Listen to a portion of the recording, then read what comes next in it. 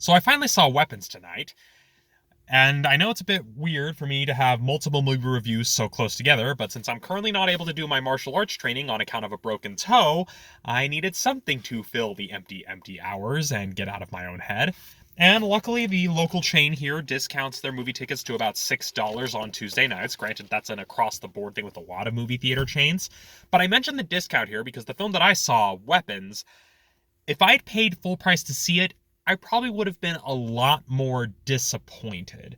Now, that's not to say that Weapons is a bad film. There are a lot of things about it that I like, but to me, I did not really come out satisfied, as it were. And I'll get into that a little bit later on, but I want to start with what I liked about the film first. The first thing that I liked is that it gives us a well-developed cast of characters who are all equally flawed, but also equally compelling. There isn't a clear hero or a clear antagonist, as it were, at least not at the very beginning. And so it's one of those things where you get to see how a small town is processing a very weird, tragic occurrence.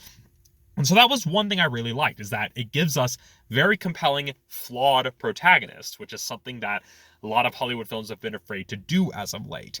And another thing I really liked about this film is that it does a really good job of building up its mystery, of creating this nice through line that you want to follow to the very end. It presents the story in a way where you're seeing the story from different character perspectives, and then you see where the plot threads intersect.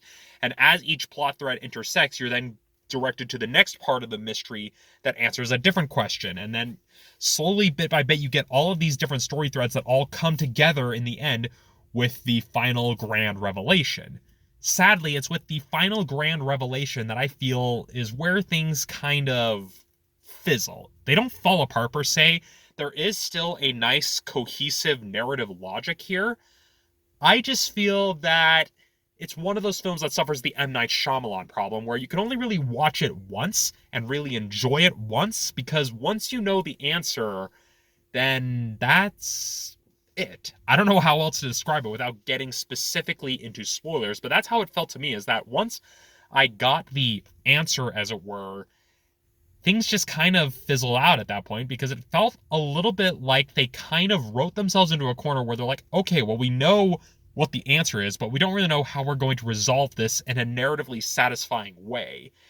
And I'm not saying everything has to have the typical Hollywood satisfactory ending, but the way things are presented and the way it's all wrapped up in the end, it's just kind of meh. Really good build-up, but the payoff kind of lackluster. I wouldn't put it on the same level of, say, Stephen King's story, although it has some very similar Stephen King sort of vibes. There's probably a much better comparison in terms of how to describe the story of Weapons in terms of its overall tone. Because another thing that I also liked about it is that it is very good at being genuinely unnerving and genuinely unsettling, which is also a very, very important skill for a horror film. So as a horror film and as a mystery, the film does a really good job. It's just how everything wraps up at the end is where I felt a little bit let down by it. That said, if you do choose to see Weapons, try to go into it as blind as possible. Avoid spoilers if you can, which, granted, that probably will be a lot easier since it's not like Weapons is a big, major franchise movie, so avoiding spoilers is actually relatively easy. I was able to avoid spoilers going in, and I think that's probably what helped me enjoy it. But it's definitely one of those films that you need to go in as blind as possible, because you need to take that journey of following the mystery and seeing how it all unravels and then comes back together in the end. It's just once you get to that point, you might not be as satisfied with it. At least that's how it felt for me as someone who likes mysteries that wrap up in satisfying ways.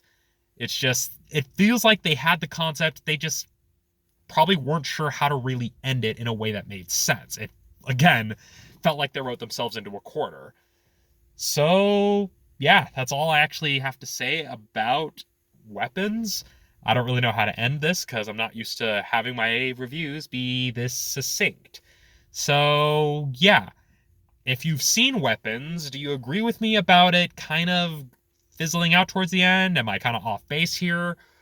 Let me know in the comments below, and until then, I will see you next time when I get to see a movie next, which might be sooner rather than later, depending on whether or not I still have my sanity.